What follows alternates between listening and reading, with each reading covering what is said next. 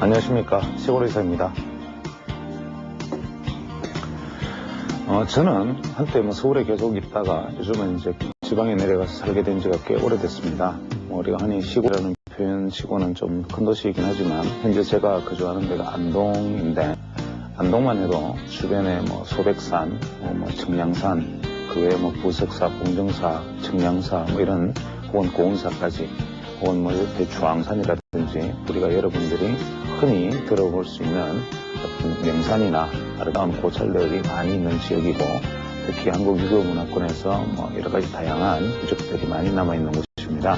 왜 이야기를 드리느냐 하면, 제가 역시 이제 시골에 내려가서 살기 시작하면서 한 번씩 서울에 오면 공항에서 내릴 때부터 그 속에 느껴지는 상당히 역한 공기와 그 외에 한강물을 바라보면서 느끼는 어떤 오염된 물들에 대한 어떤 두려움 같은 것들이 참 강하게 느껴집니다.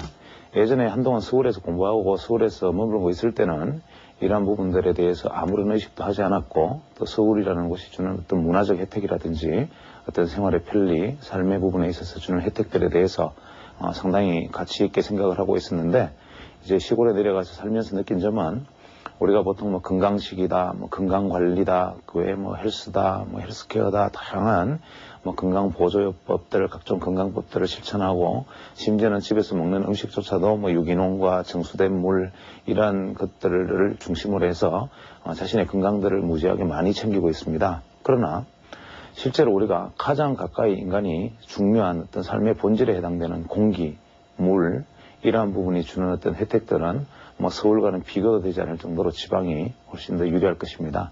그래서 우리가 보통 삶의 부분에 있어서 어떤 문화적 혜택, 그 외 각종 어떤 혜택과 맑은 물과 맑은 공기가 주는 기본적 혜택 중에 어떠한 곳에 무게를 두느냐에 따라서 지방의 삶이 우월할 수도 있고 서울의 삶이 우월할 수도 있죠. 주식이라는 것도 마찬가지입니다. 어떤 측면에서 주식이 훨씬 더 달콤한 매력을 주는 주식이 있고, 어떤 종목들은 훨씬 많은 수익을 보장하는 것처럼 아주 그치 화려하게 포장된 종목들이 있을 수 있는데, 이것을 보는 가치에 따라서는 그러한 것들이 주는 매력 못지않게 이러한 것들이 주는 그 부작용이나 그 외에 각종 감춰진 독소들을 생각한다면, 오히려 공기 좋은 시골의 물이나 공기처럼 항상 안정적으로 유지되고 본질 가치가 유지되는 우량하고 건강한 어떤 주식들이나 종목들도 존재하고 있을 것입니다. 그래서 사람은 보는 각도에 따라서 지방이냐 시골이냐가 더 선호되는 부분이 있듯이, 주식이라는 것도 막상 내 눈에 보여지는 어떤 그런 아름다운 점보다는 실제로 나에게 있어서 이것이 고통을 주지 않고 미래의 어떤 경우에도 나에게 안심을 시켜줄 수 있는 주식, 이러한 종목들을 끊임없이 가까이 하고 옆에 두므로 해서 항상 맑은 공기와 맑은 물에 살면서 건강을 유지하는 것과 같은 그런 바람직한 어떤 계기가 될 수 있기를 바랍니다.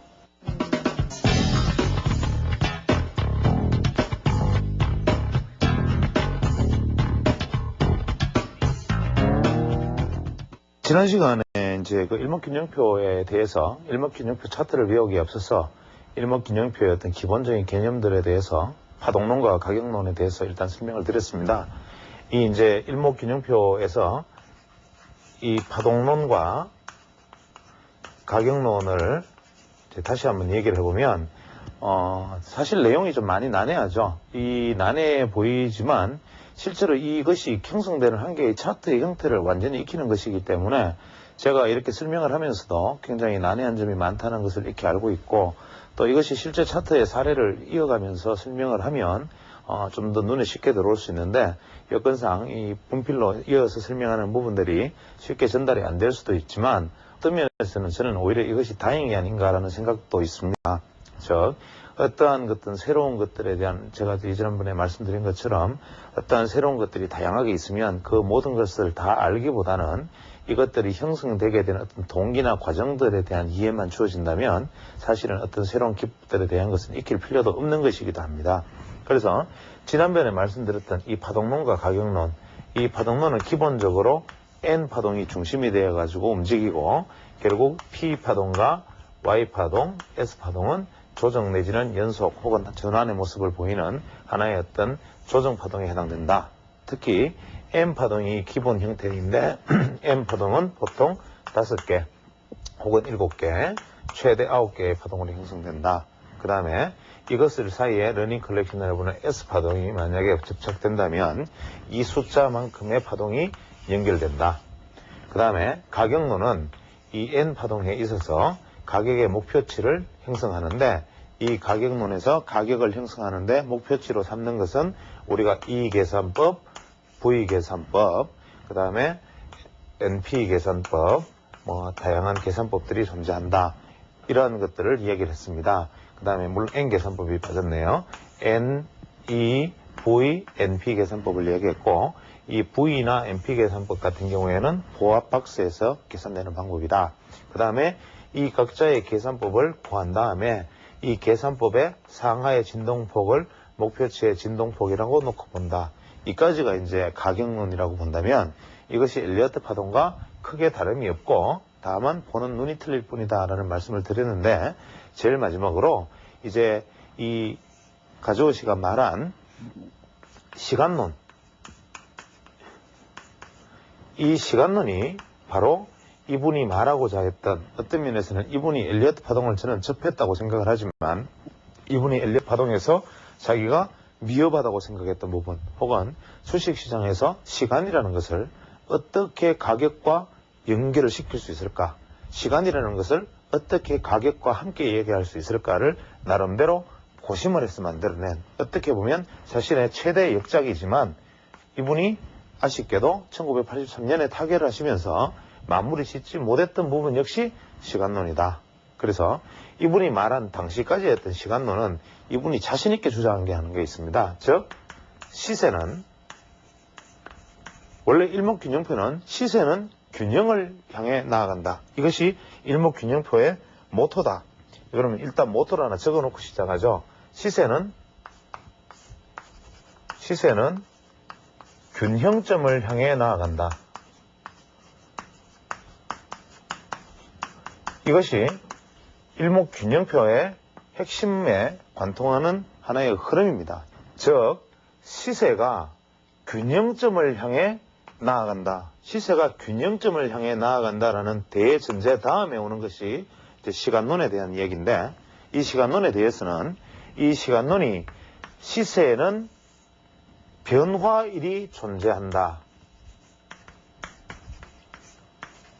이러한 슬로건으로 바뀌게 됩니다. 즉 시세가 균형점으로 가기 위해서는 예를 들어서 주가가 오르고 있었다면 하락하는 변화가 일어나야 되고, 다시 하락하고 있었다면 다시 상승하는 변화가 일어나야 됩니다. 즉 이러한 어떤 변화라는 것은 시세가 균형으로 가기 위한, 어떠한 경우에도 시세는 균형으로 가기 위한 흐름을 보이는데 그 중간중간에 변화의 지점이 있는데 우리는 이 변화의 지점을 가격의 눈으로만 바라보았다 이거죠.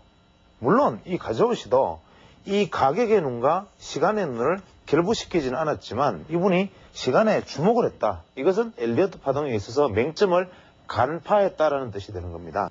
그래서 이분이 말하는 변화일이 존재한다. 즉 시세의 변화일이라는 이 변화일은 뭐냐? 이 변화일을 이분은 두 가지 시간론의 어떤 차이를 가지고 얘기를 했습니다. 즉 기본 수치라는 수치와 대등 수치라는 수치를 두고 이 수치가 해당하는 급의 날짜 1, 즉 이 기본 수치의 날짜 1과 대등 수치의 날짜 1이 변화일이다라고 말을 했는데, 이 기본 수치의 변화일은 뭐냐 하면 과거의 경험적 결과로서 존재하는 절대값이다.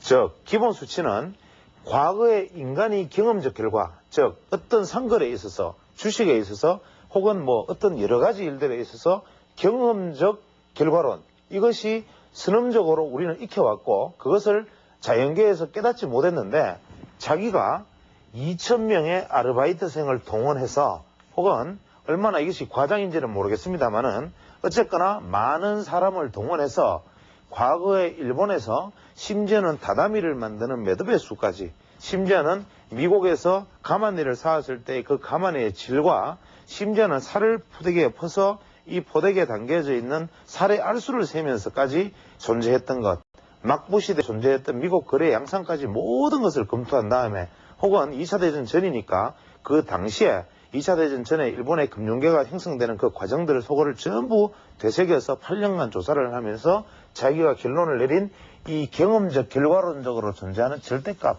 이것이 바로 기본수치라고 정의를 했습니다. 이 기본수치는 우리가 바로 얼마를 이야기했느냐면 9, 17, 26, 33, 42, 65, 76, 129, 226, 676, 이 복잡한 숫자를 가지고 이분은 기본수치라는 얘기를 했습니다. 즉, 이 수치는 뭐냐? 문자 그대로 날짜입니다. 내가 현재 알고자 하는 날짜로부터, 오늘의 날짜로부터 9일 후 17일째 되는 날, 26일째 되는 날, 이렇게 날짜를 정하고, 이 한 개의 날짜를 가지고 이 9를 우리가 1절, 이 9를 1절이라 그러고, 두 번째 17의 숫자를 2절, 26을 3절이라 그러면서 이 1절, 2절, 3절째에 해당하는 26을 1기라고 했습니다. 1기는 기간의 기자가 되겠죠. 즉 9, 1절, 17, 2절, 26, 3절을 한 개의 기로 끊었다.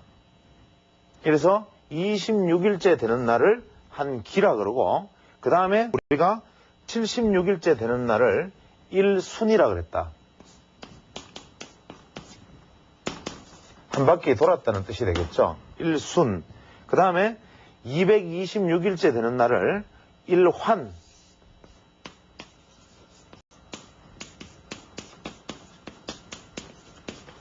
1환이라 그러고, 676일째 되는 날을 1순환이라 그랬다. 1순환. 이렇게 얘기했다. 이것이 무슨 뜻이냐? 지금 현재 제가 이렇게 써놓으면 이 방송을 보시는 분들이 대체 저 친구가 지금 무슨 얘기를 하나라고 생각하시는 분이 많을 줄로 믿습니다. 그런데 이분이 생각한 수치의 이야기는 뭐냐면, 한 개의 파동이 형성되는 한 개의 파동이 9일이 걸린다. 그 다음에 눌림목을 완성하는데 17일이 걸리고, 다시 상승해서 한 개의 M파동을 마무리 짓는데 26일이 걸린다, 이 뜻입니다. 즉, 물론 여기에서 좌우 변동폭을 9의 경우에는 7에서 10일까지, 11일까지, 17일의 경우에는 13에서 20일까지 이런 식의 좌우 변동폭을 다 두고 있습니다만은, 큰 줄기로는 이러한 것을 9일, 17일, 26일에 한 개의 파동이 완성되고, 이 한 개의 파동이 완성되는 날짜, 이 26일을 1기라 했다. 그러면 26일이 2개가 되면 2기가 되고 3기가 되겠죠. 그 다음에 이러한 것이 한 개의 완전 상승 파동으로 끝나는 시세의 고점에 이르는 부분을 한 바퀴가 돌아서 1순이라 하고, 그 다음에 완전히 한 바퀴 돌아서 하향까지 내려온 이 지점을 1환이라 하고, 이것이 파동을 그려서 이 전체의 파동이 다시 똑같은 파동을 만드는 것을 1순환이라 해서 이것을 대순환이다.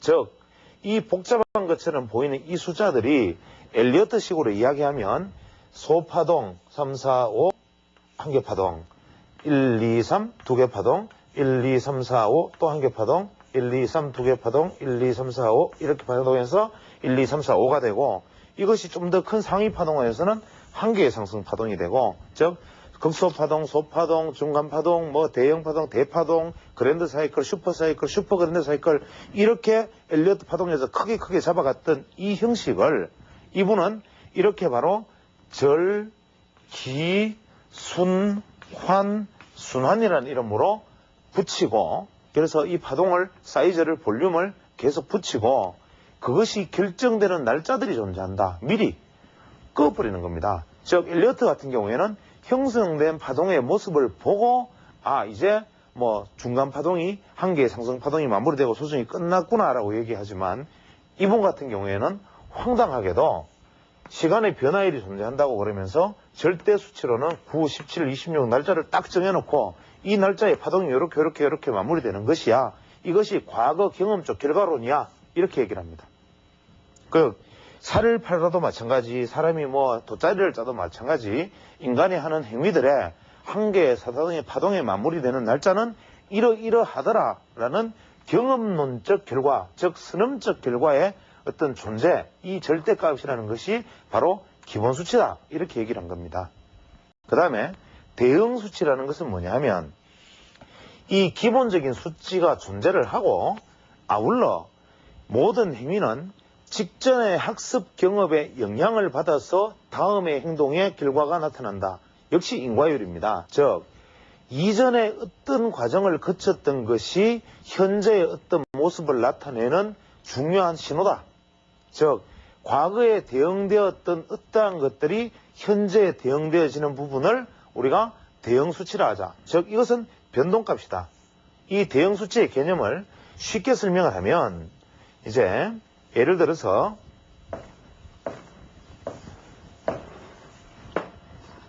주가가 이렇게 오다가 갑자기 쭉 떨어집니다. 그 다음에 이렇게 오다가 쭉 상승을 합니다. 자, 그랬을 때 내가 현재 이 주식에 대해서 관심을 기울이는 지점은 여기다. 이렇게 얘기를 하면 이 의미 있는 지점은 여기가 될 것이고, 그러면 여기와 여기 사이에서 이만큼 하락하는데 걸린 시간이 예를 들어서 18일이다. 그러면 이 여기서 18일째 되는 날짜가 의미 있는 숫자가 될 것이다. 혹은 이 고점이 이까지가 예를 들어서 뭐 50일이다. 여기서 있던 50일에는 어떤 무언가의 변화가 일어날 것이다. 이렇게 얘기하는 것입니다. 즉 과거에 있었던 이 지나온 이 시간의 경험, 과거에 어떤 일어났던 일의 시간의 경과, 이것이 현재 일어날 일과 앞으로 일어날 변화에 영향을 미친다. 이것과 이것에 대응을 한다 해서 이것은 대응수치라고 부른다. 그 다음에 이것과 아울러 이 지점에서 무조건 17일째 되는 날, 9일째 되는 날과 17일째 되는 날은 또 변화한다. 이것은 절대적인 값이다. 즉 이렇게 되면 18일째 되는 날과 17일째 되는 날이 비슷하게 겹치는 날이니까 여기는 결정적 변화의 일이다. 이런 이야기인데 현재 이 이야기는 제가 조금 이따 이어나갈 일목균형표의 파동론으로 연결이 되면 이해가 됩니다. 즉 이 이야기는 뭐냐 하면 일목균형표는 이유불문하고 무조건 정해놓은 날짜가 존재를 하고 그 다음에 그 이전에 변화한 데 대응해서 변화하는 것들이 존재하는 두 가지다. 일목균형표의 핵심은 주식시장뿐만 아니라 자연계를 지배하는 모든 질서에 확정적으로 존재하는 무엇, 그 다음에 과거에 일어났던 요 직전에 일어났던 요 무엇, 요것이 현재 나타날 것에 영향을 미친다. 이 이야기입니다. 그래서 이것을 시간론이라고 그러는데 실제로 이 일목균형표 상에서 시간론을 적용을 해보면 굉장히 그럴듯하게 저는 맞습니다. 제가 오히려 컴퓨터가 지금 연결이 되어서 화상으로 바로 나가지 않는 것이 다행이다라고 말을 하는 이유도 바로 그 점인데 만약에 어떤 종목을 가지고 이 시간적 인과율의 대응 수치를 따져서 앞도로 이렇게 맞추면 지금 시청하시는 분들이 보면서 이렇게 신기할 수가 있나라는 반응을 분명히 보이실 수 있습니다. 그러나 우리는 여기에서 바로 속임수가 있다는 것을 깨달아야 됩니다. 제가 일전에도 한번 이런 얘기를 드린 적이 있는지 모르겠지만 예를 들어서 우리가 어떤 추세라고 가정을 하고 이러한 주가의 움직임이 이렇게 있으면 우리가 딱 해서 정중하게 이렇게 선을 딱 꺼보면 야 어떻게 희한하게 주가가 누가 이렇게 전문가가 꺼주면 어떻게 희한하게 주가가 이렇게 지지를 받고 이렇게 지지를 받고 또 여기 빠지니까 되돌아 들어오고 여기 빠지니까 이렇게 도로 빠지지 참 신기하다. 이래서 전문가들이 끊는 추세선이라는 게 참 틀리구나라고 보통 설명을 합니다. 지나간 차트를 가지고 이렇게 설명을 하면, 그런데 투자자들이 차트를 하나 딱 두고 아무 의미 없는 접을 하나 쑥 꺼버리면 이것이 또 역시 보면 이것이 주가가 지지받고 저항받고 지지받고 저항받는 모습을 그냥 볼 수 있습니다.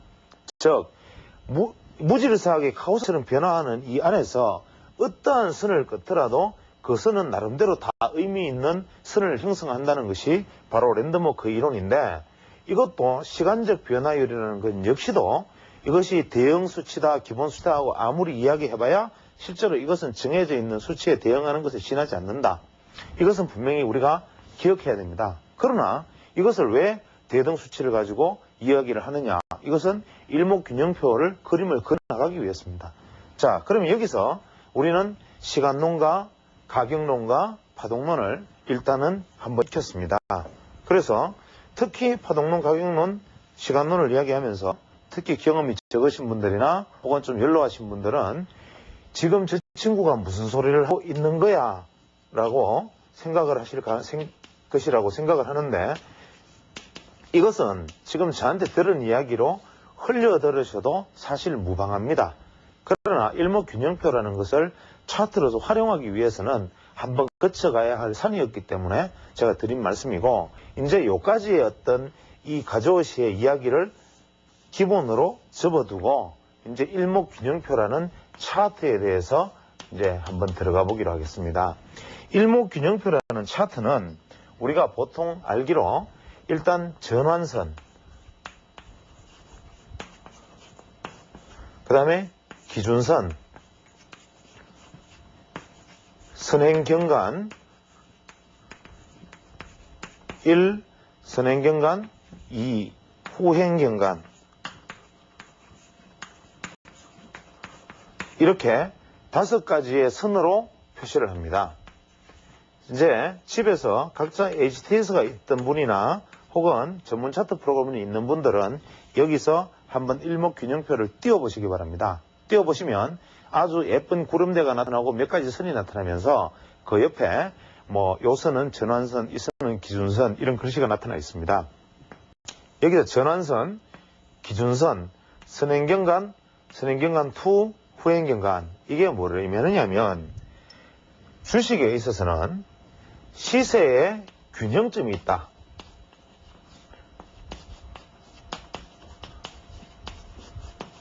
즉 시세의 균형을 알 수 있는 선이 있다. 즉 전환선은 뭐냐면 가조시가 말한 시세는 매도세와 매수세의 균형이 깨어지면 시세는 변화한다. 이 이야기를 전환선에 담고 있습니다. 즉 가조시의 가장 기본적인, 즉 이 가조 야마이토시의 가장 핵심 이론은 뭐냐 하면 시세는 균형을 향해서 나아가고 이 균형이 깨어지면 크게 변화한다, 이겁니다. 즉 여기서 전환선이라는 개념은 시세의 균형점이 무엇인지를 가르쳐주는 선입니다. 즉 매도세와 매수세와의 균형이 어디냐를 가르쳐주는 것이고, 이것이 어떤 쪽으로 방향을 잡느냐에 따라서 매수세가 이겼느냐 매도세가 이겼느냐를 알 수 있다, 이겁니다. 즉 이 전환선은 그러나 이렇게 복잡한 철학적인 이야기를 해두고 가져오시는 항상 시세는 모호하면 단순화하라. 그래서 자기가 차트를 만드는 모든 이론 자체의 수치 대입마저도 지극히 단순화해서 구성을 했습니다. 즉 지난 9일간의 고가와 저가 중에 최고가와 최저가, 최고가와 최저가를 합해서 나눈 것이 전환선이다. 이것이 뭐냐? 이동평균선과 뭐가 틀리느냐 하면, 자 9일간이니까 우리가 9일 이동평균선이라는 가정계를 한번 세워보죠. 9일 이동평균선은 9일간의 주가의 합을 생겼는데 오늘의 주가가 여기 있으면 이 9일간의 평균치의 오늘 수치를 더해서 다시 나누기 9를 하고, 또 한 번 더 주가가 올랐다 하더라도 이 평균치에 다시 오늘의 주가를 더해서 나누기 9를 하고 하다 보니까 주가에 비해서 움직임이 이동평균선이 숫자가 5일에서 6일, 7일, 100일 넘어갈수록 둔해집니다. 반영이 돼봐야 미약하게 반영이 되니까. 그런데 이것은 고가든 저가든 상관하지 않고 지난 9일간의 주가를 전부 평균해서 나눈 것, 평균한 것이 이동평균값이라면 이 가저우시의 전환선, 일목균형표의 전환선은 지난 9일간의 시세가 이렇게 있는데 시세가 이렇게 움직였다고 가정을 하면 9일간 이 값들은 의미가 없고 최고가를 형성했던 가격과 최저가를 형성했던 가격 이 두 개가 예를 들어서 9일간의 저가가 요게 100원이고 150원이고 최고가가 200원을 형성했고 최저가가 80원을 형성했고 다시 110원에 와 있다고 가정을 하면 현재 이 가저우의 전환선에서는 100일과 150원, 110원 이것은 의미가 없는 것이고 이 9일간의 기간 중에 200이란 수치와 80이란 수치 이것만이 중요하다. 즉 200 더하기 80은 280이고 이것을 나누기 2를 하면 140이다. 즉 전환선의 값은 현재는 140이 된다. 이렇게 얘기하는 것입니다. 근데 만약에 그 다음날 상한가가 꽝 치면 어떻게 되겠습니까? 만약 220원이 됐다. 이 앞에 것 아무런 의미가 없고 이것도 200일도 갑자기 의미가 없어지고 80원과 200원의 차이가 될 것이고 그 다음 상한가 치면 무서운 속도로 전환선이 올라갑니다. 즉 고가를 형성하거나 저가를 형성할 때마다 전환선이 팍팍 꺾이게 되는 것이죠. 그래서 시세의 균형이 얼마나 크게 무너졌는지 혹은 시세의 균형이 얼마나 크게 돌파했는지를 보여주는 것이 바로 전환선이다. 즉 전환선에 대해서 우리가 기억해야 될 것은 뭐냐면 시세의 균형점이다. 그 다음에 기준선은 뭐냐면 시세의 추세를 보여주는 것이다. 시세의 트렌드, 즉 추세의 방향을 알려주는 것이다. 이것이 중요한 이야기입니다. 즉 트렌드, 즉 방향, 추세의 방향을 알려주는 것이다. 이것은 뭐냐면 전환선은 시세의 균형점에서 이것이 위로 갈지 밑으로 갈지는 모르는데 어쨌거나 균형이 깨어지면 순간적으로 움직이는데 이것이 한번 깨어진 균형이 추세를 형성해버릴지 아니면 일시적으로 한번 균형을 깨고 다시 무너질지는 모른다. 그러나 이 기준선의 방향은 시세의 트렌드이며 이것은 추세의 방향을 알고 있다 그랬습니다. 여기서 조금 앞으로 다시 돌아가면 제가 시간론에서 얘기를 하기를 이런 얘기를 했습니다. 자, 변화일이 존재한다라고 얘기했죠. 그럼 변화일은 뭐냐? 제가 대등수치라든지 기본수치 안에서 날짜가 정해져 있다 그랬고 주가가 예를 들어서 오늘이 100원인데 오늘로부터 26일 후가 예를 들어서 기본수치에 해당하는 날이 될 겁니다. 그런데 공교롭게도 만약에 대등수치까지 일치했다고 가정을 하죠. 예를 들어서 지금으로부터 한 25일이나 26일 전에 시세에 변화하는 변곡점이 있었다. 그러면 오늘 날짜로부터 26일째 되는 날 이것이 대등수치로도 의미가 있고 기본수치로도 26일에 의미가 있는 날이 되는데 이 특히 기본수치와 대등수치가 일치하는 날은 이것은 전환일이 될 확률이 높다. 전환일이 될 가능성이 높다. 즉 시세의 방향이 이렇게 가고 있었다면 팍 꺾이거나 아니면은 더 가거나 혹은 상승 추세가 보합으로 가거나 상승이 하락으로 가거나 하락 추세가 보합으로 가거나 추가 하락하거나 하락이 상승하거나 간에 시세의 변화가 일어나는 날이다. 특히 이 기준수치와 대응수치가 일치하는 날 이것은 기본이다. 그런데 만약에 재미있는 것은 만약에 상승 추세에서 전환일을 맞이하면 이분이 말씀을 하기를 전환일에 전환하지 않으면 추세가 강화된다라고 얘기했습니다. 이야기 앞으로 돌아가서 다소 조금 혼돈되시겠지만 전환 이래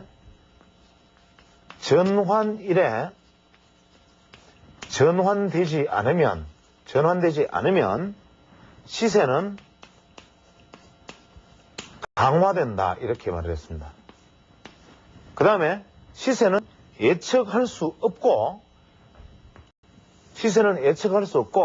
전환의 지점을 예측할 수 있다. 즉 이 가저우 씨가 말한 일목균형표의 핵심은 뭐냐면 매매의 핵심이 되는 급소일을 아는 것이지 이것이 오른다 내린다를 아는 것이 아니다 이겁니다. 그래서 일목균형표를 가지고 지금부터 주가가 오른다, 지금부터 주가가 떨어진다라고 말하는 것은 일목균형표를 이해를 잘못한 것이고 일목균형표 상에서 주가가 전환일에 도달을 하면 상승 추세에 딱 오면 전환일에 오면 들여다봐야 된다 이겁니다. 들여다보다가 상승하는 추세가 하락 추세로 전환이 되면 이 특히 기본값과 대등값이 일치하는 날에 시세가 도착을 했는데 이것이 방향이 바뀌면 이제부터는 당분간 추세가 완전히 역전될 것이라는 것을 우리가 알고 있어야 된다. 즉 변화일에 상승 추세가 왔다가 변화일에서 꺾이면 이제부터 하락 추세 전환이다. 하락하던 추세가 전환일에 다가왔는데 상승 반전을 하려고 그러면 과거와는 달리 이거는 정말 추세 반전이다. 이렇게 판단하는 것이다. 그러나 전환일이 왔는데 전환이 되지 않으면 추세는 강화되는데 한 가지 재미있는 것은 뭐냐 하면 상승 추세에서 전환일에 전환되지 않으면 상승 추세에서 전환일이 왔는데 하락 전환되지 않으면 추세가 연장되고 하락 추세에서 변환일에 왔는데 반전하지 아니하면 즉 변환되지 않으면 추세가 강화된다 이렇게 얘기했습니다. 이 말의 차이가 상당히 있는 거죠. 즉 변환일에 상승하던 주식이 변환일에 와서 하락 전환하지 않으면 비실비실 더 오르는 연장이 일어날 것이다. 하락하는 추세에서 전환일에 왔는데 상승 전환되지 않으면 급나간다. 하락 추세가 강화된다. 이것이 뭡니까? 쏘아 올려진 물체와 떨어지는 물체의 가속도 차이다 이거죠. 상승하는 것과 하락하는 것은 근본적으로 에너지가 틀린데 제가 일전에 그런 말씀을 드렸다시피 하락할 때 하락 종목의 차트를 뒤집어 놓고 자 지금 이 종목을 사야 되겠습니까? 안 사야 되겠습니까? 이유는 이 차트를 뒤집어 놓으면 이렇게 고점에서 이제 완전히 천정 모양입니다. 그러면 여러분이 만약에 이 종목을 들고 있다면 여기서 팔겠습니까? 안 팔겠습니까? 그것을 생각해 보면 이 하락 차트는 지금 매수 지점입니다 라고 말하는 사람이 아주 얼치기라고 제가 말씀을 드렸는데 그 이유는 뭐냐면 하락 차트를 뒤집어 놓으면 상승 차트고 상승 차트를 뒤집어 놓으면 하락 차트다라고 생각을 하면 근본적으로 시장 에너지와는 괴리되는 생각을 갖고 있다는 겁니다. 즉 하락하는 물체와 쏘아 올려진 물체의 에너지는 틀리고 상승할 때 따라가서 내가 돈을 주고 사야 하는 사람 입장에서는 조심하고 움츠리고 한 번 더 확인하지만 무너지는 상황에서 심리적 공황에서 투매에 가담하는 것은 그냥 일시적으로 바로 무너진 뚝처럼 쏟아지기 때문에 하락과 상승이 다른데 이 가저우 씨는 이것을 간파를 한 거죠. 상승 추세에서 변화일에 도래해서 추세가 변화되지 않으면 상승은 연장된다. 하락 추세에서 변환일에 도달해서 추세가 전환되지 않으면 오히려 강화된다. 그러면 우리는 일목균형표를 볼 때 이 종목이 변화일에 도달하고 있는데 하락하고 있던 종목이 변화일에 왔는데 상승으로 돌입하지 않고 상승 추세로 돌입하지 않는다. 어떻게 되겠습니까? 한 번 더 큰 하락이 있을 것 같으니까 지금이라도 손절매하고 나오자 이런 얘기가 돼야 되고 어떤 종목을 보유하고 있다가 변화일이 왔는데 하락 전환 안 되니까 야 더 올라가나 봐 더 사지 말고 가지고 있는 종목이 조금 더 오르면 그때 대해서 이익 실현하고 나와야 한다 이런 얘기로 연결이 될 겁니다. 이것이 바로 이 전환일의 개념인데 여기서 이 전환선의 개념은 이 전환일의 개념과는 틀리지만 매수와 매도의 균형이 깨어지면서 변화하는 것이고, 기준선은 시세의 트렌드가 추세에서의 어떤 방향성을 보여준 것인데, 기준선을 찾아내는 공식은 어떻게 되느냐면, 지난 26일간의 고점과 최고점과 최저점을 평균한 것이다. 즉, 어떻게 보면 전환선은 단기 이동 평균선이고 기준선은 장기 이동 평균선과 비슷한 거다. 그러나 이동 평균선은 거기에 속해 있는 날짜를 전부 합해서 나누기 한 것이지만, 이 전환선과 기준선은 고점과 저점, 최고점과 최저점만을 취한 것이고, 그 시세의 최고점과 최저점을 나누기 위해서 평균 중간 에너지의 최대 진폭 에너지의 중간값을, 즉 균형점을 취한 것이다. 이게 틀린다 이거죠. 그래서 기준선은 시세 트렌드에서 방향을 알 수 있는데, 20일 이동 평균선은 이미 추세가 상승 전환하면 상당히 오랫동안 가고, 5일 이동 평균선은 추세 전환해도 금방 끊기가 쉬운 것과 같은 이치다. 즉 기준선을 굳이 악의적으로 해석하자면 이 사람 멍터리 아니냐.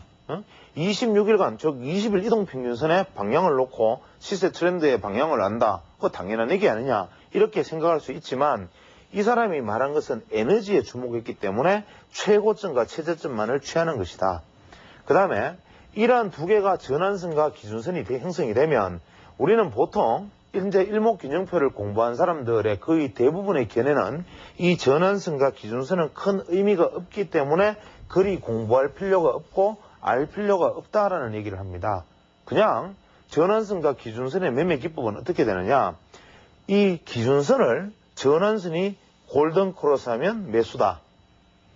이 기준선을 전환선이 데드 크로스 하면 매도다. 이렇게 이 정도로 단순하게 생각하면 된다. 즉 일목균형표를 볼 때 전환선이 기준선을 데드 크로스 하면 매도해라.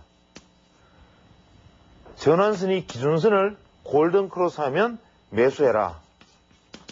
이렇게 얘기를 하지만, 이것은 이동평균선의 개념을 그대로 갖다 대서 대입한데 지나지 않는다.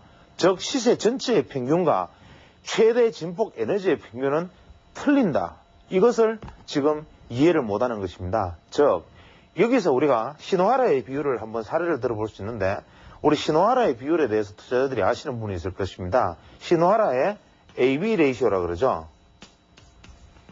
나중에 이런 어떤 보조지표들에 대해서 얘기할 기회가 있을지 모르겠지만, 시노하라의 A 레이시오와 시노하라의 B 레이시오는 26일간의 에너지 중에서 시가 대비 고가와 시가 대비 저가의 합을 26일간 나눈 것, 혹은 전일 종가 대비 고가와 전일 종가 대비 저가를 나눈 것. 이것이 왜냐? 왜 중요하냐? 왜 이것이 전일 종가 대비가 B 레이시오, 현재 시가 대비 고가 저가가 A 레이시오냐? 특히 이 A 레이시오, B 레이시오는 왜 이것이 에너지고 인기고 심리냐? 이것이 바로 최대 진동폭이 주는 것이 시장에 차지하는 비중이 크다. 즉 이 주가가 이만큼 한번 솟을 수 있었던 그 당시의 여건, 밑으로 이만큼 떨어질 수 있었던 그 당시의 여건들은 시장에 분명히 녹아있는 무엇인가 있다. 즉 무조건 이것들을 평균해가지고 이동평균에서 바라보고 보는 것이 아니고, 왜 그 순간에 9일 이내에 이만큼 한번 솟을 수 있었던 에너지가 존재했던가, 왜 이만큼 떨어질 수 있던 에너지가 존재했던가에 주목한 것이 바로 이 전환선과 기준선의 개념이 되고, 이것이 나중에 뭐 시노하라의 개념과도 비슷하게 일치하는 부분이 있는데, 재밌는 것은 시노하라의 AB 레이시오도 26일 기준으로 삼고, 이 가조의 이동평균선도 이동평균선의 기준선은 26일로 삼았고, 제가 앞에서 말씀드렸던 이 26일이라는 것도 우리가 기본값에 있어서 굉장히 절대치로서 굉장히 중요한 의미를 가지고, 이것이 한 기, 1기라고 얘기한다 그랬죠. 한 개의 주기다. 그러면 이 26이라는 의미가 왜 이 사람들한테 그렇게 중요하게 작용을 했던가라는 것을 질문을 해보면, 이 사람의 책에는 뭐 재밌는 이야기들을 합니다. 26일째 되는 날, 혹은 이것은 달력의 주기와 양음의 주기와 관련도 있기도 하고, 막부시대부터 일본에서 내려오던 관습들 뭐 다양한 것들을 자기들이 연구한 결과에 의하면, 자기가 사람을 엄청나게 동원해서 이것을 연구한 바에 의하면 26일이 최대 변곡점이더라라고 말을 하지만, 실제로 일본 시장이 일주일에 5일 정도 열렸으니까 한 달이면 거래일이 26일이고, 그것을 거래일 26일동 평균을 하겠다는 생각을 하는 것은 당연하지 않나 생각하고, 제 생각에는 아마 이분이 생각했던 것도 26일은 뭐 그럴듯하게 표현은 하지만 실제로는 아마 실거래일이 한 달 거래일이 26일 때문이었나 아니었나 생각을 합니다. 그래서 저는 보통 이 일목균형표를 쓸 때 원래 22거래일을 중심으로 기준선을 잡고 그 외의 모든 것도 수치를 낮춰가지고 변용을 해서 사용을 합니다. 그래서 이 신호하라 자신도 이 기준선과 전환선의 수치를 변형할 때 추천을 합니다. 17일로 바꾸거나 혹은 극단적인 경우에 9일선 같은 경우 5일로 바꿔서 사용할 수도 있다라고 얘기를 하고, 심지어는 13일까지 내려서 13일선을 기준선으로 삼을 수도 있다, 이런 추천, 예외 추천도 자기 스스로 합니다. 그래서 이것은 아마 거래일 기준인 것처럼 보이고, 이 부분에 다시 돌아가서 매매는 전환선과 기준선이 골든 크로스다, 데드 크로스다, 이게 중요한 게 아니고, 이것의 매매의 기준은 어떻게 되느냐 하면, 기준선을 전환선이 골든 크로스 후에 제골든 크로스가 냈을 때가 매수 시점이고, 기준선을 전환선이 데드 크로스 후에 제데드 크로스를 낼 때가 매도 사인입니다. 혹은 골든 크로스 후에 지지받고 다시 오르는 이 지점을 리골든 크로스라고 얘기하기도 하기 때문에, 돌파해서 지지받거나 돌파해서 재돌파하는 국면을 매수 국면, 그 다음에 매도해서 돌파했다가 다시 데드 크로스 내면 매도 국면, 혹은 돌파했다가 디디고 다시 하락하면 매도 국면, 이렇게 얘기를 하는데, 이 전환선과 기준선의 관계에서 재미있는 것은 뭐냐 하면, 우리가 이 신호하라가 매수 호기라고 표현한 시기가 뭐냐 하면, 신호하라의 매수 호기는 주식을 매수하기에 좋은 국면은 뭐냐, 이것은 전환선 시세가 전환하고 난 다음에 기준선과 전환선을 뚫고, 특히 전환선을 먼저 뚫고 기준선을 뚫는 것이 당연하겠죠. 이러한 뚫고 올라가서 기준선 위에 시세가 존재를 하고, 종가가, 그 다음에 기준선이 상방향으로 추세를 잡았을 때, 그래서 9일 거래일 동안, 그 다음에 추세를 잡고 난 다음에 9일간 주가가 조정을 받을 수도 있으나, 이 9일간 하락을 한다 하더라도 9일 중에 하루는 반전을 해준다면 이것은 매수의 호기다. 이것이 뭘 의미하겠습니까? 즉 9일간 계속 하락을 계속 해버리면 이 전환선은 다시 밑으로 완전히 꺾여버리기 때문에, 지속적으로 조정을 받아도 9일째 조정을 받아도 고점만으로 형성되니까 전환선은 별로 꺾이지 않는데, 이 마지막 9일째 되는 때까지 하락해버리면 전환선이 꺾여버리니까 이때 반등을 하루만 해줘도 전환선은 꺾이지 않는다. 그래서 9일 이내에 반등만 해준다면 주가가 기준선 위에 있는 한 조정을 받아도 매수를 하고, 전환선을 돌파한 주가가 기준선을 돌파한 주가가 기준선 위에 종가가 놓이고 기준선이 방향성을 상향으로 잡았을 때는 매수하기에 아주 좋은 호기다. 이 전환선 기준선 안에서는 이런 이야기합니다. 나머지 이야기는 다음 시간에 이어서 계속해 나가도록 하겠습니다.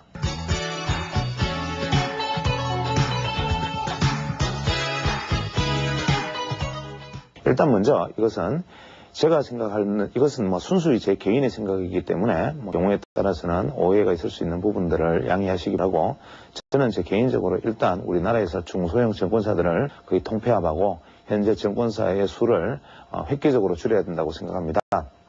현재 증권사들이 가끔 난립하고 지금도 계속 증권사들이 설립하고 있으면서 HTS 수수료가 점점 떨어지기 시작하면 수익 구조를 낼 수 있는 방법은 빈번한 매매와 잦은 매매, 그 외 각종 자금을 유치해서 어떻게든지 수수료를 올리는 일밖에 없는데, 이러한 수수료를 올리기 위해서는 소위 말하는 영업이라는 것을 해야 됩니다. 증권사 창구에서 투자 상담사들이 투자자들에게 어떤 수익을 보장한다든지 어떤 긍정적인 얘기를 했더라도 자기에게 자금을 맡겨야 하고, 그 맡겨진 자금은 계좌에 묶여 있으면 그 계좌는 아무리 유치해도 소용이 없는 것이니까 여러 가지 빈번한 매매라든지 잦은 매매를 통해서 계속적으로 회전을 시켜서, 심지어는 제가 들은 어떤 분의 이야기로는 수익은 안 나도 좋다, 다만 크게 손실나지 않는 범위 안에서 회전율을 계속 얼마 이상으로 높여줄 수 있겠느냐는 제안으로 모 증권사 지점에서 수익률을 쇄화하자, 운용에 대한 어떤 대가를 쇄화하자, 이런 제안까지 있다고 합니다. 지금 각 증권사, 중소형 증권사 같은 경우에는 내부에 상관하는 직원 이외에도 그 이외에 어떤 형식으로든지 이익을 쉐어하는, 즉 우리가 수수료를 가지고 쉐어해서 나눌 수 있는 사람들이 계약적으로 암암리에 존재한다고 알려져 있고, 실제로 그것이 사실인지 아닌지 제가 확인할 방법은 없습니다만은, 이러한 일들은 분명히 시장에 긍정적인 영향보다는 부정적인 영향을 미치게 되고, 특히 모 증권사, 유명한 중소형 증권사의 모모 지점, 무슨 증권사의 모모 지점은 무슨 종목의 작전, 또 무슨 지점은 무슨 종목의 작전, 무슨 종목에서는 뭐 어떤 종목을 250만 주를 가지고 있는데 얼마에 도달하면 매도한다, 뭐 이런 종류의 루머들이 시장에 돌아다닐 정도 된다면 이러한 것들은 이미 하나의 폐해가 되기 시작했다고 생각됩니다. 또 다분히 위탁 수수료가 계속 내려간다고 해서 그것이 투자자들에게 무조건 좋은 일인가라는 측면에서도 한번 생각해 볼 만한 필요가 있고, 이러한 어떤 난립 현상을 규제함으로 해서 혹은 투자를 상담할 때 어떤 윤리성이 결여된 부분으로 일어나는 부분들, 이러한 문제들을 생각할 때 중소형 증권사의 대대적인 통폐합이 필요하지 않나라는 생각입니다. 두 번째로는 우리가 수급의 문제인데, 수급의 문제는 뭐 제가 기회에 있을 때마다 끊임없이 얘기하고 있지만, 수급은 반드시 안녕하십니까, 시골의사입니다. 저는 한때 서울에 계속 있다가 요즘은 이제 지방에 내려가서 살게 된 지가 꽤 오래됐습니다. 우리가 흔히 시골이라는 표현 치고는 좀 큰 도시이긴 하지만, 현재 제가 거주하는 데가 안동인데, 안동만 해도 주변에 소백산, 청량산, 그 외에 부석사, 공정사, 청량사, 이런, 혹은 고운사까지, 혹은 옆에 주황산이라든지, 우리가 여러분들이 흔히 들어볼 수 있는 어떤 명산이나 아름다운 고찰들이 많이 있는 지역이고, 특히 한국 유교문화권에서 여러 가지 다양한 유적들이 많이 남아있는 곳입니다. 왜 이야기를 드리느냐 하면, 제가 역시 이제 시골에 내려가서 살기 시작하면서 한 번씩 서울에 오면 공항에서 내릴 때부터 그 속에 느껴지는 상당히 역한 공기와 그 외에 한강물을 바라보면서 느끼는 어떤 오염된 물들에 대한 어떤 두려움 같은 것들이 참 강하게 느껴집니다.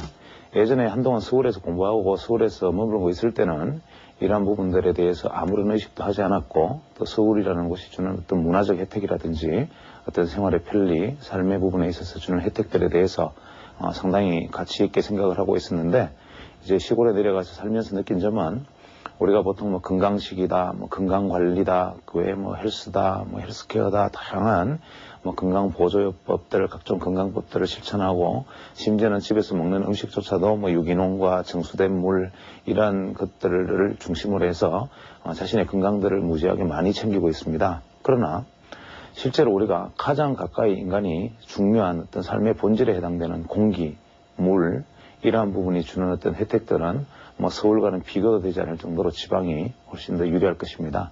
그래서 우리가 보통 삶의 부분에 있어서 어떤 문화적 혜택, 그 외 각종 어떤 혜택과 맑은 물과 맑은 공기가 주는 기본적 혜택 중에 어떠한 곳에 무게를 두느냐에 따라서 지방의 삶이 우월할 수도 있고 서울의 삶이 우월할 수도 있죠.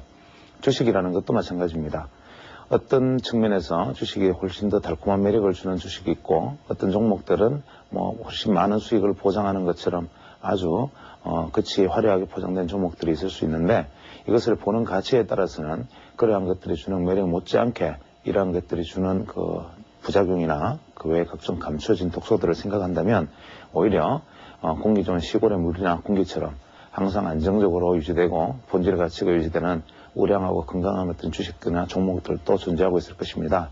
그래서 사람은 보는 각도에 따라서 지방이냐 시골이냐가 더 선호되는 부분이 있듯이, 주식이라는 것도 막상 내 눈에 보여지는 어떤 그런 아름다운 점보다는 실제로 나에게 있어서 이것이 고통을 주지 않고 미래의 어떤 경우에도 나에게 안심을 시켜줄 수 있는 주식, 이러한 종목들을 끊임없이 가까이 하고 옆에 두므로 해서 항상 맑은 공기와 맑은 물에 살면서 건강을 유지하는 것과 같은 그런 바람직한 어떤 계기가 될 수 있기를 바랍니다.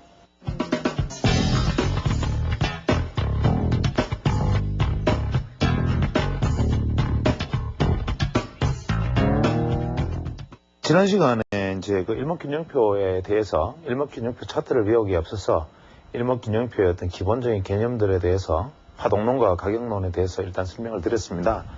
이 이제 일목균형표에서 이 파동론과 가격론을 다시 한번 얘기를 해보면, 사실 내용이 좀 많이 난해하죠. 이 난해해 보이지만 실제로 이것이 형성되는 한 개의 차트의 형태를 완전히 익히는 것이기 때문에 제가 이렇게 설명을 하면서도 굉장히 난해한 점이 많다는 것을 익히 알고 있고, 또 이것이 실제 차트의 사례를 이어가면서 설명을 하면 좀 더 눈에 쉽게 들어올 수 있는데, 여건상 이 분필로 이어서 설명하는 부분들이 쉽게 전달이 안 될 수도 있지만, 어떤 면에서는 저는 오히려 이것이 다행이 아닌가라는 생각도 있습니다. 즉, 어떠한 어떤 새로운 것들에 대한, 제가 지난번에 말씀드린 것처럼 어떠한 새로운 것들이 다양하게 있으면 그 모든 것을 다 알기보다는 이것들이 형성되게 되는 어떤 동기나 과정들에 대한 이해만 주어진다면 사실은 어떤 새로운 기법들에 대한 것은 익힐 필요도 없는 것이기도 합니다. 그래서 지난번에 말씀드렸던 이 파동론과 가격론, 이 파동론은 기본적으로 N파동이 중심이 되어 가지고 움직이고, 결국 P파동과 Y파동, S파동은 조정 내지는 연속 혹은 전환의 모습을 보이는 하나의 어떤 조정파동에 해당된다. 특히 M파동이 기본 형태인데 M파동은 보통 5개 혹은 7개, 최대 9개의 파동으로 형성된다. 그 다음에 이것을 사이에 러닝 컬렉션을 해보는 S파동이 만약에 접착된다면 이 숫자만큼의 파동이 연결된다. 그 다음에 가격론은 이 N파동에 있어서 가격의 목표치를 형성하는데, 이 가격론에서 가격을 형성하는데 목표치로 삼는 것은 우리가 E계산법, V계산법, 그 다음에 NP계산법, 다양한 계산법들이 존재한다. 이러한 것들을 이야기를 했습니다. 그 다음에 물론 N계산법이 빠졌네요. N, E, V, NP 계산법을 이야기했고, 이 V나 NP 계산법 같은 경우에는 보합 박스에서 계산되는 방법이다. 그 다음에 이 각자의 계산법을 구한 다음에 이 계산법의 상하의 진동폭을 목표치의 진동폭이라고 놓고 본다. 이까지가 이제 가격론이라고 본다면 이것이 엘리어트 파동과 크게 다름이 없고 다만 보는 눈이 틀릴 뿐이다 라는 말씀을 드렸는데, 제일 마지막으로 이제 이 가즈오 씨가 말한 시간론, 이 시간론이 바로 이분이 말하고자 했던, 어떤 면에서는 이분이 엘리어트 파동을 저는 접했다고 생각을 하지만 이분이 엘리어트 파동에서 자기가 미흡하다고 생각했던 부분, 혹은 주식시장에서 시간이라는 것을 어떻게 가격과 연결을 시킬 수 있을까, 시간이라는 것을 어떻게 가격과 함께 얘기할 수 있을까를 나름대로 고심을 해서 만들어낸, 어떻게 보면 자신의 최대 역작이지만 이분이 아쉽게도 1983년에 타결을 하시면서 마무리 짓지 못했던 부분 역시 시간론이다. 그래서 이분이 말한 당시까지 했던 시간론은 이분이 자신있게 주장한 게 하는 게 있습니다. 즉, 시세는, 원래 일목균형표는 시세는 균형을 향해 나아간다. 이것이 일목균형표의 모토다. 그러면 일단 모토를 하나 적어놓고 시작하죠. 시세는 균형점을 향해 나아간다. 이것이 일목균형표의 핵심에 관통하는 하나의 흐름입니다. 즉, 시세가 균형점을 향해 나아간다. 시세가 균형점을 향해 나아간다라는 대전제 다음에 오는 것이 이제 시간론에 대한 얘기인데, 이 시간론에 대해서는 이 시간론이 시세에는 변화일이 존재한다.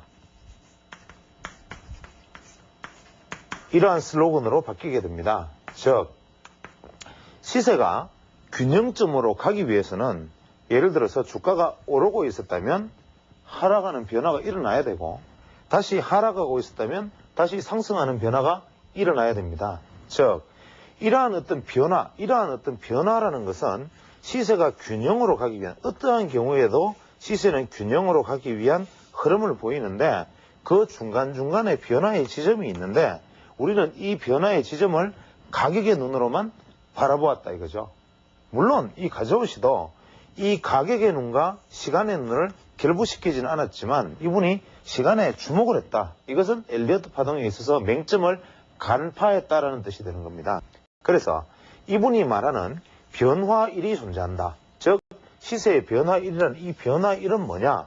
이 변화일을 이분은 두 가지 시간론의 어떤 차이를 가지고 얘기를 했습니다. 즉, 기본 수치라는 수치와 대등 수치라는 수치를 두고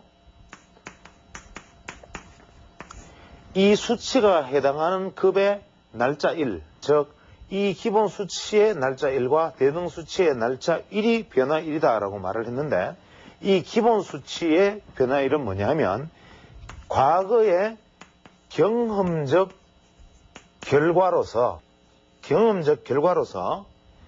존재하는 절대값이다. 즉 기본 수치는 과거의 인간이 경험적 결과, 즉 어떤 상거래에 있어서, 주식에 있어서, 혹은 뭐 어떤 여러 가지 일들에 있어서 경험적 결과론, 이것이 선험적으로 우리는 익혀왔고 그것을 자연계에서 깨닫지 못했는데, 자기가 2,000명의 아르바이트생을 동원해서, 혹은 얼마나 이것이 과장인지는 모르겠습니다만은 어쨌거나 많은 사람을 동원해서 과거에 일본에서 심지어는 다다미를 만드는 매듭배수까지, 심지어는 미국에서 가마니를 사왔을 때 그 가마니의 질과, 심지어는 살을 포대기에 퍼서 이 포대기에 담겨져 있는 살의 알수를 세면서까지 존재했던 것, 막부시대에 존재했던 미국 거래 양상까지 모든 것을 검토한 다음에, 혹은 2차 대전 전이니까 그 당시에 2차 대전 전에 일본의 금융계가 형성되는 그 과정들을 소거를 전부 되새겨서 8년간 조사를 하면서 자기가 결론을 내린 이 경험적 결과론적으로 존재하는 절대값, 이것이 바로 기본 수치라고 정의를 했습니다. 이 기본 수치는 우리가 바로 얼마를 이야기했느냐면 9, 17, 26, 33, 42, 65, 76, 129, 226, 676, 이 복잡한 숫자를 가지고 이분은 기본 수치라는 얘기를 했습니다. 즉, 이 수치는 뭐냐? 문자 그대로 날짜입니다. 내가 현재 알고자 하는 날짜로부터, 오늘의 날짜로부터 9일 후 17일째 되는 날, 26일째 되는 날, 이렇게 날짜를 정하고, 이 한 개의 날짜를 가지고 이 9를 우리가 일절, 이 9를 일절이라 그러고, 두 번째 17의 숫자를 2절, 26을 3절이라 그러면서 이 1절, 2절, 3절째에 해당하는 26을 1기라고 했습니다. 1기는 기간의 기자가 되겠죠. 즉 9, 1절, 17, 2절, 26, 3절을 한 개의 기로 끊었다. 그래서 26일째 되는 날을 한 기라 그러고, 그 다음에 우리가 76일째 되는 날을 1순이라 그랬다. 한 바퀴 돌았다는 뜻이 되겠죠. 1순. 그 다음에 226일째 되는 날을 1환.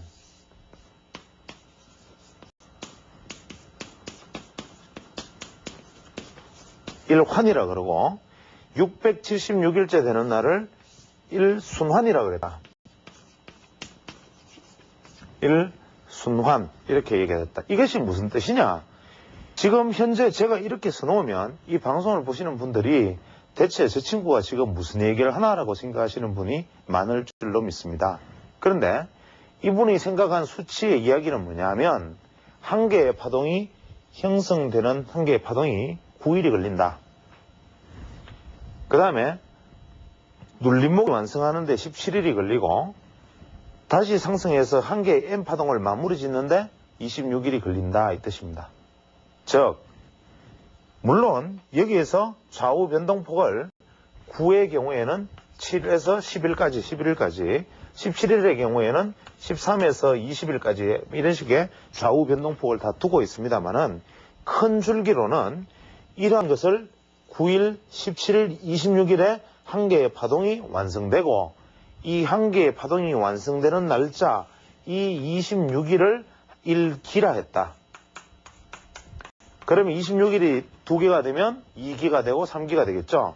그 다음에 이러한 것이 한 개의 완전 상승 파동으로 끝나는 시세의 고점에 이르는 부분을 한 바퀴가 돌아서 1순이라 하고, 그 다음에 완전히 한 바퀴 돌아서 하향까지 내려온 이 지점을 일환이라 하고, 이것이 파동을 그려서 이 전체 파동이 다시 똑같은 파동을 만드는 것을 일순환이라 해서 이것을 대순환이다. 즉, 이 복잡한 것처럼 보이는 이 숫자들이 엘리어트식으로 이야기하면 소파동 3, 4, 5 한 개 파동, 1, 2, 3 두 개 파동, 1, 2, 3, 4, 5 또 한 개 파동, 1, 2, 3 두 개 파동, 1, 2, 3, 4, 5 이렇게 파동해서 1, 2, 3, 4, 5가 되고, 이것이 좀 더 큰 상위 파동에서는 한 개의 상승 파동이 되고, 즉 극소파동, 소파동, 중간파동, 뭐 대형파동, 대파동, 그랜드 사이클, 슈퍼 사이클, 슈퍼 그랜드 사이클, 이렇게 엘리어트 파동에서 크게 잡아갔던 이 형식을 이분은 이렇게 바로 절, 기, 순, 환, 순환이라는 이름으로 붙이고, 그래서 이 파동을, 사이즈를, 볼륨을 계속 붙이고, 그것이 결정되는 날짜들이 존재한다. 미리 꺼버리는 겁니다. 즉 엘리어트 같은 경우에는 형성된 파동의 모습을 보고, 아, 이제 뭐 중간 파동이 한 개의 상승 파동이 마무리되고 소정이 끝났구나라고 얘기하지만, 이분 같은 경우에는 황당하게도 시간의 변화일이 존재한다고 그러면서 절대 수치로는 9, 17, 26 날짜를 딱 정해놓고 이 날짜에 파동이 이렇게 마무리되는 것이야. 이것이 과거 경험적 결과론이야. 이렇게 얘기를 합니다.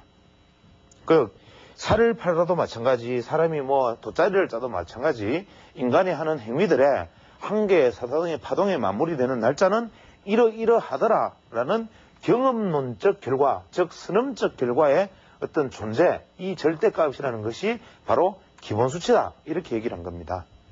그 다음에 대응수치라는 것은 뭐냐 하면, 이 기본적인 수치가 존재를 하고 아울러 모든 행위는 직전의 학습 경험에 영향을 받아서 다음의 행동의 결과가 나타난다.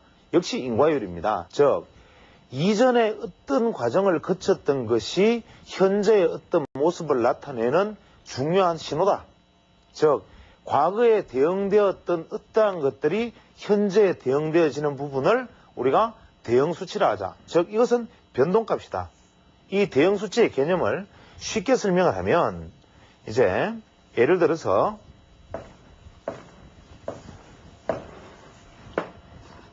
주가가 이렇게 오다가 갑자기 쭉 떨어집니다. 그 다음에 이렇게 오다가 쭉 상승을 합니다. 자, 그랬을 때 내가 현재 이 주식에 대해서 관심을 기울이는 지점은 여기다. 이렇게 얘기를 하면 이 의미 있는 지점은 여기가 될 것이고, 그러면 여기와 여기 사이에서 이만큼 하락하는데 걸린 시간이 예를 들어서 18일이다. 그러면 이 여기서 18일째 되는 날짜가 의미 있는 숫자가 될 것이다. 혹은 이 고점이 이까지가 예를 들어서 뭐 50일이다. 여기서 있던 50일에는 어떤 무언가의 변화가 일어날 것이다. 이렇게 얘기하는 것입니다. 즉 과거에 있었던 이 지나온 이 시간의 경험, 과거에 어떤 일어났던 일의 시간의 경과, 이것이 현재 일어날 일과 앞으로 일어날 변화에 영향을 미친다. 이것과 이것에 대응을 한다 해서 이것은 대응수치라고 부른다. 그 다음에 이것과 아울러 이 지점에서 무조건 17일째 되는 날, 9일째 되는 날과 17일째 되는 날은 또 변화한다. 이것은 절대적인 값이다. 즉 이렇게 되면 18일째 되는 날과 17일째 되는 날이 비슷하게 겹치는 날이니까 여기는 결정적 변화의 일이다.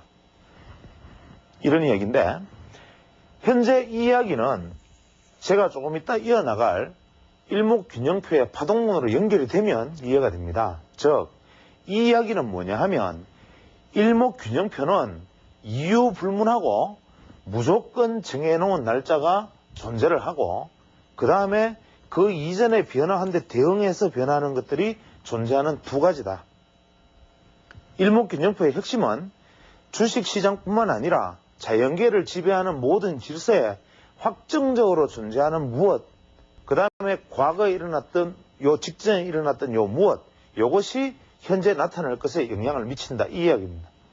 그래서 이것을 시간론이라 그러는데 실제로 이 일목균형표 상에서 시간론을 적용을 해보면 굉장히 그럴듯하게 저는 맞습니다. 제가 오히려 컴퓨터가 지금 연결이 되어서 화상으로 바로 나가지 않는 것이 다행이다라고 말을 하는 이유도 바로 그 점인데 만약에 어떤 종목을 가지고 이 시간적 인과율의 대응 수치를 따져서 앞뒤로 이렇게 맞추면 지금 시청하시는 분들이 보면서 이렇게 신기할 수가 있나라는 반응을 분명히 보이실 수 있습니다. 그러나 우리는 여기에서 바로 속임수가 있다는 것을 깨달아야 됩니다. 제가 일전에도 한번 이런 얘기를 드린 적이 있는지 모르겠지만 예를 들어서 우리가 어떤 추세라고 가정을 하고 이러한 주가의 움직임이 이렇게 있으면 우리가 딱 해서 정중하게 이렇게 선을 딱 꺼보면 야 어떻게 희한하게 주가가 누가 이렇게 전문가가 꺼주면 어떻게 희한하게 주가가 이렇게 지지를 받고 이렇게 지지를 받고 또 여기 빠지니까 되돌아 들어오고 여기 빠지니까 이렇게 도로 빠지지 참 신기하다. 이래서 전문가들이 끊는 추세선이라는 게 참 틀리구나라고 보통 설명을 합니다. 지나간 차트를 가지고 이렇게 설명을 하면 그런데 투자자들이 차트를 하나 딱 두고 아무 의미 없는 접을 하나 쑥 꺼버리면 이것이 또 역시 보면 이것이 주가가 지지받고 저항받고 지지받고 저항받는 모습을 그냥 볼 수 있습니다. 즉 무질서하게 카오스처럼 변화하는 이 안에서 어떠한 선을 긋더라도 그 선은 나름대로 다 의미 있는 선을 형성한다는 것이 바로 랜덤워크 이론인데 이것도 시간적 변화율이라는 건 역시도 이것이 대응 수치다 기본 수치다하고 아무리 이야기해봐야 실제로 이것은 정해져 있는 수치에 대응하는 것에 지나지 않는다. 이것은 분명히 우리가 기억해야 됩니다. 그러나 이것을 왜 대등 수치를 가지고 이야기를 하느냐. 이것은 일목균형표를 그림을 그려나가기 위해서입니다. 자, 그러면 여기서 우리는 시간론과 가격론과 파동론을 일단은 한번 익혔습니다. 그래서 특히 파동론, 가격론, 시간론을 이야기하면서 특히 경험이 적으신 분들이나 혹은 좀 연로하신 분들은 지금 저 친구가 무슨 소리를 하고 있는 거야 라고 생각을 하실 것이라고 생각을 하는데 이것은 지금 저한테 들은 이야기로 흘려 들으셔도 사실 무방합니다. 그러나 일목균형표라는 것을 차트로서 활용하기 위해서는 한번 거쳐가야 할 산이었기 때문에 제가 드린 말씀이고 이제 요까지의 어떤 이 가조시의 이야기를 기본으로 접어두고 이제 일목균형표라는 차트에 대해서 이제 한번 들어가 보기로 하겠습니다. 일목균형표라는 차트는 우리가 보통 알기로 일단 전환선, 그 다음에 기준선, 선행경관 1, 선행경관 2, 후행경관 이렇게 5가지의 선으로 표시를 합니다. 이제 집에서 각자 HTS가 있던 분이나 혹은 전문 차트 프로그램이 있는 분들은 여기서 한번 일목균형표를 띄워보시기 바랍니다. 띄워보시면 아주 예쁜 구름대가 나타나고 몇 가지 선이 나타나면서 그 옆에 요 선은 전환선, 이 선은 기준선 이런 글씨가 나타나 있습니다. 여기서 전환선, 기준선, 선행경관, 선행경관 2, 후행경관 이게 뭐를 의미하느냐면 주식에 있어서는 시세에 균형점이 있다.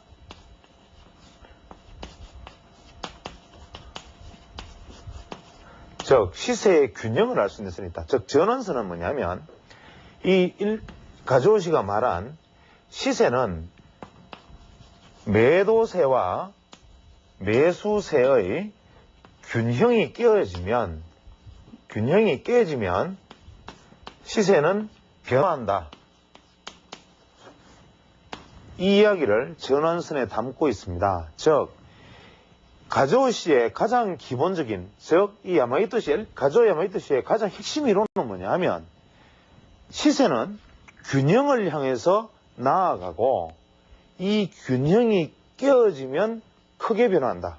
이겁니다. 즉 여기서 전환선이라는 개념은 시세의 균형점이 무엇인지를 가르쳐주는 선입니다.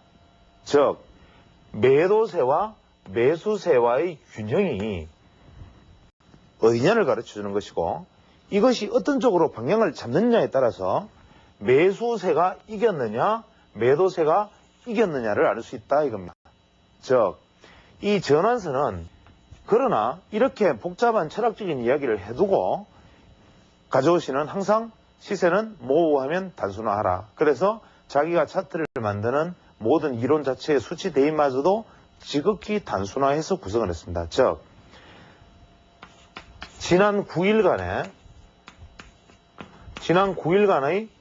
고가와 저가 중에 최고가와 최저가, 최고가와 최저가를 합해서 나눈 것이 전환선이다. 이것이 뭐냐? 이동평균선과 뭐가 틀리느냐 하면, 자, 9일간이니까 우리가 9일 이동평균선이라는 가정계를 한번 세워보죠. 9일 이동평균선은 9일간의 주가의 합을 생겼는데 오늘의 주가가 여기 있으면 이 9일간의 평균치의 오늘 수치를 더해서 다시 나누기 9를 하고, 또 한 번 더 주가가 올랐다 하더라도 이 평균치에 다시 오늘의 주가를 더해서 나누기 9를 하고 하다 보니까 주가에 비해서 움직임이 이동평균선이 숫자가 5일에서 6일, 7일, 100일 넘어갈수록 둔해집니다. 반영이 돼봐야 미약하게 반영이 되니까. 그런데 이것은 고가든 저가든 상관하지 않고 지난 9일간의 주가를 전부 평균해서 나눈 것, 평균한 것이 이동평균값이라면 이 가져오 씨의 전환선, 일목균형표의 전환선은 지난 9일간의 시세가 이렇게 있는데 시세가 이렇게 움직였다고 가정을 하면 9일간 이 값들은 의미가 없고 최고가를 형성했던 가격과 최저가를 형성했던 가격, 이 두 개가 예를 들어서 9일간의 저가가 요게 100원이고 150원이고 최고가가 200원을 형성했고 최저가가 80원을 형성했고 다시 110원에 와 있다고 가정을 하면 현재 이 가져오의 전환선에서는 100일과 150원, 110원 이것은 의미가 없는 것이고 이 9일간의 기간 중에 200이란 수치와 80이란 수치 이것만이 중요하다. 즉 200 더하기 80은 280이고 이것을 나누기 2를 하면 140이다. 즉 전환선의 값은 현재는 140이 된다. 이렇게 얘기하는 것입니다. 근데 만약에 그 다음날 상한가가 꽝 치면 어떻게 되겠습니까? 만약에 220원이 됐다. 이 앞에 것 아무런 의미가 없고 이것도 200일도 갑자기 의미가 없어지고 80원과 200원의 차이가 될 것이고 그 다음 상한가 치면 무서운 속도로 전환선이 올라갑니다. 즉 고가를 형성하거나 저가를 형성할 때마다 전환선이 팍팍 꺾이게 되는 것이죠. 그래서 시세의 균형이 얼마나 크게 무너졌는지 혹은 시세의 균형이 얼마나 크게 돌파했는지를 보여주는 것이 바로 전환선이다. 즉 전환선에 대해서 우리가 기억해야 될 것은 뭐냐면 시세의 균형점이다. 그 다음에 기준선은 뭐냐면 시세의 추세를 보여주는 것이다. 시세의 트렌드, 즉 추세의 방향을 알려주는 것이다. 이것이 중요한 이야기입니다. 즉 트렌드, 즉 방향, 추세의 방향을 알려주는 것이다. 이것은 뭐냐면 전환선은 시세의 균형점에서 이것이 위로 갈지 밑으로 갈지는 모르는데 어쨌거나 균형이 깨어지면 순간적으로 움직이는데 이것이 한번 깨어진 균형이 추세를 형성해버릴지 아니면 일시적으로 한번 균형을 깨고 다시 무너질지는 모른다. 그러나 이 기준선의 방향은 시세의 트렌드이며 이것은 추세의 방향을 알 수가 있다 그랬습니다. 여기서 조금 앞으로 다시 돌아가면 제가 시간론에서 얘기를 하기를 이런 얘기를 했습니다. 자, 변화일이 존재한다라고 얘기했죠. 그럼 변화일은 뭐냐? 제가 대등수치라든지 기본수치 안에서 날짜가 정해져 있다 그랬고 주가가 예를 들어서 오늘이 100원인데 오늘로부터 26일 후가 예를 들어서 기본수치에 해당하는 날이 될 겁니다. 그런데 공교롭게도 만약에 대등수치까지 일치했다고 가정을 하죠. 예를 들어서 지금으로부터 한 25일이나 26일 전에 시세에 변화하는 변곡점이 있었다. 그러면 오늘 날짜로부터 26일째 되는 날 이것이 대등수치로도 의미가 있고 기본 수치로도 26일이 의미가 있는 날이 되는데, 이 특히 기본 수치와 대등 수치가 일치하는 날은 이것은 전환일이 될 확률이 높다. 전환일이 될 가능성이 높다. 즉 시세의 방향이 이렇게 가고 있었다면 팍 꺾이거나 아니면은 더 가거나, 혹은 상승 추세가 보합으로 가거나 상승이 하락으로 가거나 하락 추세가 보합으로 가거나 하락이 추가 하락하거나 하락이 상승하거나 간에 시세의 변화가 일어나는 날이다. 특히 이 기준 수치와 대응 수치가 일치하는 날, 이것은 기본이다. 그런데 만약에 재미있는 것은 만약에 상승 추세에서 전환일을 맞이하면 이분이 말씀을 하기를 전환일에 전환하지 않으면 추세가 강화된다라고 얘기했습니다. 이야기 앞으로 돌아가서 다소 조금 혼돈되시겠지만 전환일에 전환되지 않으면 시세는 강화된다, 이렇게 말을 했습니다. 그 다음에 시세는 예측할 수 없고 전환의 지점을 예측할 수 있다. 즉 이 가저우시가 말한 일목균형표의 핵심은 뭐냐면 매매의 핵심이 되는 급소일을 아는 것이지 이것이 오른다 내린다를 아는 것이 아니다 이겁니다. 그래서 일목균형표를 가지고 지금부터 주가가 오른다, 지금부터 주가가 떨어진다라고 말하는 것은 일목균형표를 이해를 잘못한 것이고, 일목균형표 상에서 주가가 전환일에 도달을 하면 상승 추세에 딱 오면 전환일에 오면 들여다봐야 된다 이겁니다. 들여다보다가 상승하는 추세가 하락 추세로 전환이 되면 이 특히 기본값과 대등값이 일치하는 날에 시세가 도착을 했는데 이것이 방향이 바뀌면 이제부터는 당분간 추세가 완전히 역전될 것이라는 것을 우리가 알고 있어야 된다. 즉 변화일에 상승 추세가 왔다가 변화일에서 꺾이면 이제부터 하락 추세 전환이다. 하락하던 추세가 전환일에 다가왔는데 상승 반전을 하려고 그러면 과거와는 달리 이거는 정말 추세 반전이다, 이렇게 판단하는 것이다. 그러나 전환일이 왔는데 전환이 되지 않으면 추세는 강화되는데, 한 가지 재미있는 것은 뭐냐 하면 상승 추세에서 전환일에 전환되지 않으면 상승 추세에서 전환일이 왔는데 하락 전환되지 않으면 추세가 연장되고, 하락 추세에서 변환일에 왔는데 반전하지 아니하면, 즉 변환되지 않으면 추세가 강화된다, 이렇게 얘기했습니다. 이 말의 차이가 상당히 있는 거죠. 즉 변환일에 상승하던 주식이 변환일에 와서 하락 전환하지 않으면 비실비실 더 오르는 연장이 일어날 것이다. 하락하는 추세에서 전환일에 왔는데 상승 전환되지 않으면 급나간다. 하락 추세가 강화된다. 이것이 뭡니까? 쏘아 올려진 물체와 떨어지는 물체의 가속도 차이다 이거죠. 상승하는 것과 하락하는 것은 근본적으로 에너지가 틀린데, 제가 일전에 그런 말씀을 드렸다시피 하락할 때 하락 종목의 차트를 뒤집어 놓고 자, 지금 이 종목을 사야 되겠습니까? 안 사야 되겠습니까? 이유는 이 차트를 뒤집어 놓으면 이렇게 고점에서 이제 완전히 천정 모양입니다. 그러면 여러분이 만약에 이 종목을 들고 있다면 여기서 팔겠습니까? 안 팔겠습니까?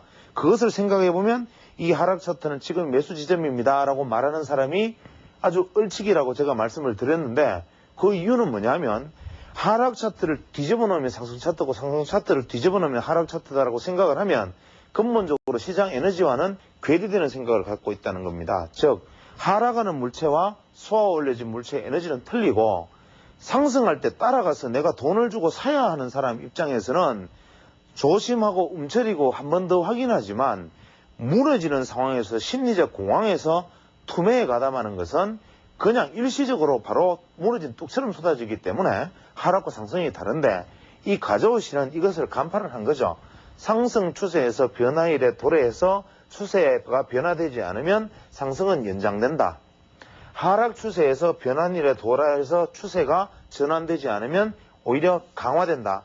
그러면 우리는 일목균형표를 볼 때 이 종목이 변화일에 도달하고 있는데 하락하고 있던 종목이 변화일에 왔는데 상승으로 돌입하지 않고 상승 추세로 돌입하지 않는다. 어떻게 돼야겠습니까? 한 번 더 큰 하락이 있을 것 같으니까 지금이라도 손절매하고 나오자. 이런 얘기가 돼야 되고 어떤 종목을 보유하고 있다가 변화일이 왔는데 하락 전환 안 되니까 야 더 올라가나 봐. 더 사지 말고 가지고 있는 종목이 조금 더 오르면 그때 대해서 이익 실현하고 나와야 한다. 이런 얘기로 연결이 될 겁니다. 이것이 바로 이 전환일의 개념인데 여기서 이 전환선의 개념은 이 전환일의 개념과는 틀리지만 매수와 매도의 균형이 깨어지면서 변화하는 것이고 기준선은 시세의 트렌드가 추세에서의 어떤 방향성을 보여준 것인데 기준선을 찾아내는 공식은 어떻게 되느냐면 지난 26일간의 고점과 최고점과 최저점을 평균한 것이다. 즉 어떻게 보면 전환선은 단기이동 평균선이고 기준선은 장기이동 평균선과 비슷한 거다.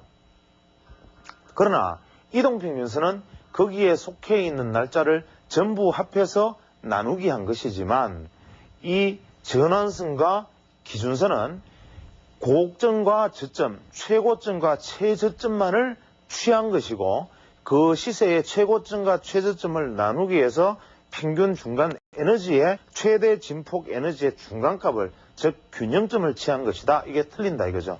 그래서 기준선은 시세 트렌드에서 방향을 알 수 있는데 20일 이동 평균선은 이미 추세가 상승 전환하면 상당히 오랫동안 가고 5일 이동 평균선은 추세 전환에도 금방 끊기가 쉬운 것과 같은 이치다. 즉 기준선을 굳이 악의적으로 해석하자면 이 사람 멍터리 아니냐.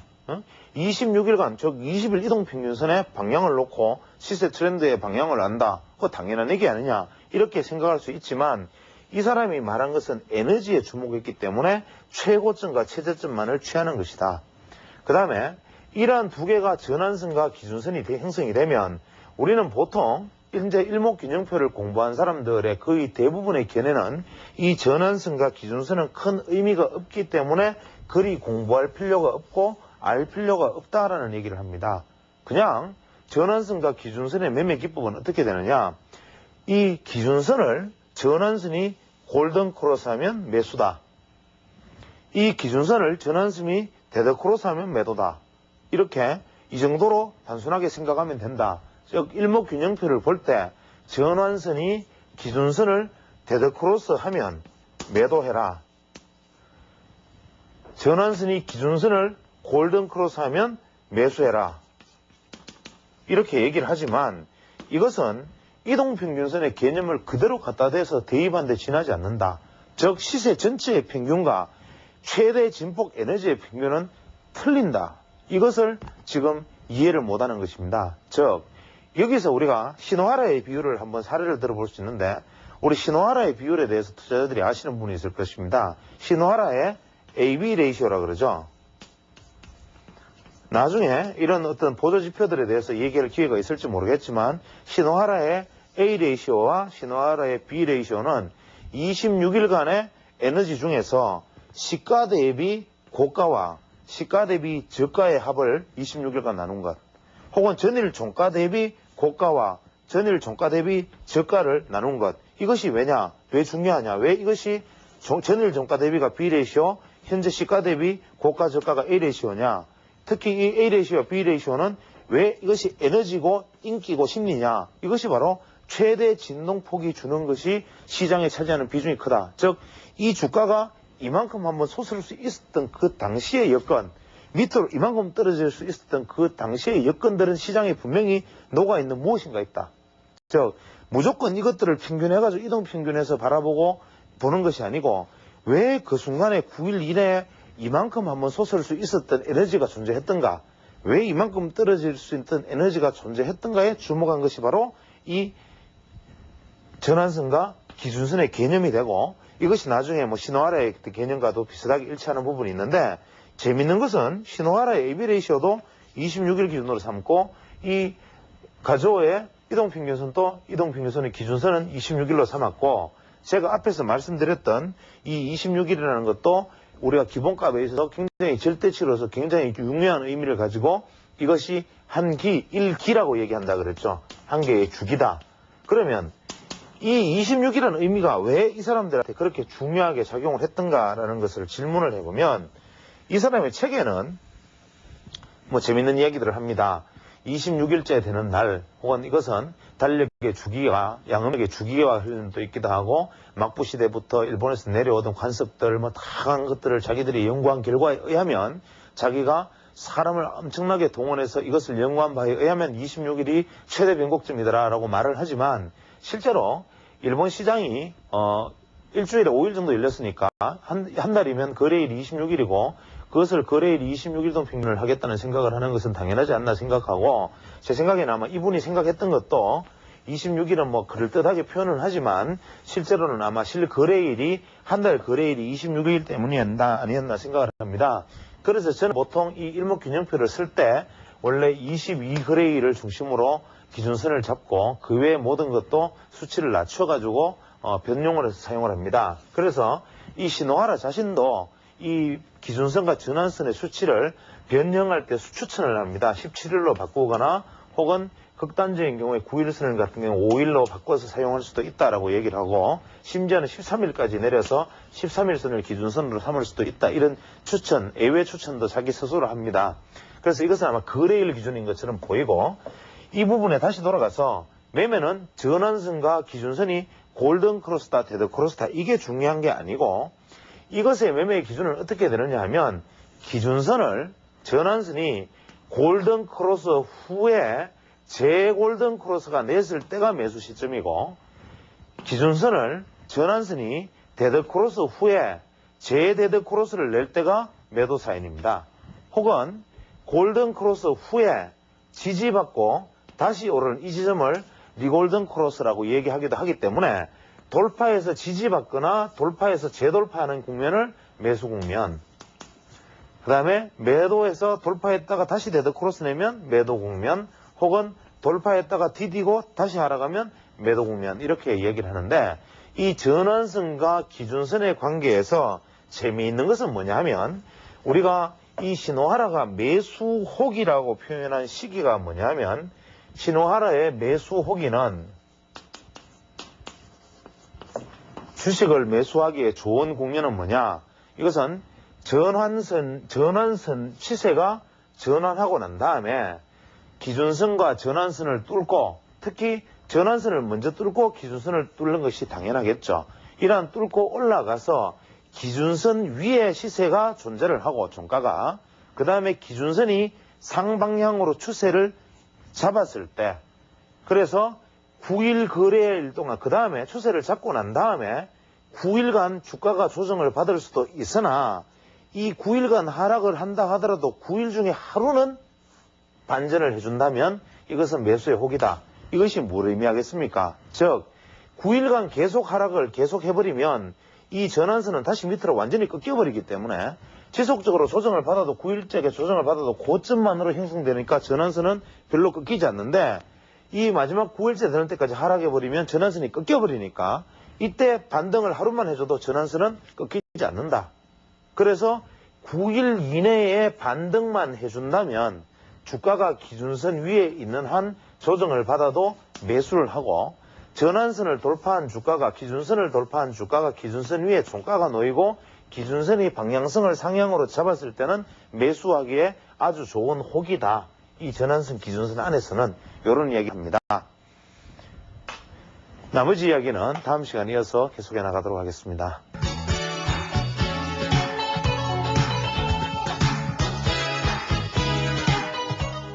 일단 먼저 이것은 제가 생각하는, 이것은 뭐 순수히 제 개인의 생각이기 때문에 뭐 경우에 따라서는 오해가 있을 수 있는 부분들을 양해하시기 바라고, 저는 제 개인적으로 일단 우리나라에서 중소형 증권사들을 거의 통폐합하고 현재 증권사의 수를 획기적으로 줄여야 된다고 생각합니다.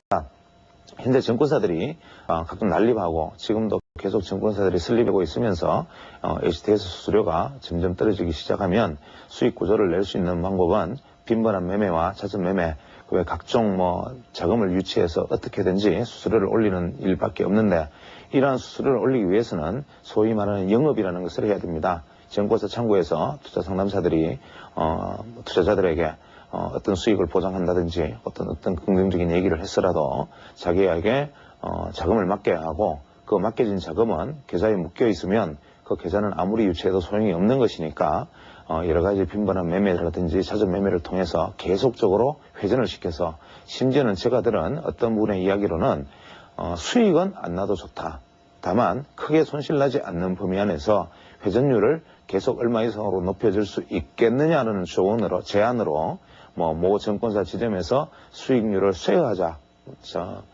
운용에 대한 어떤 대가를 수여하자, 이런 제안까지 있다고 합니다.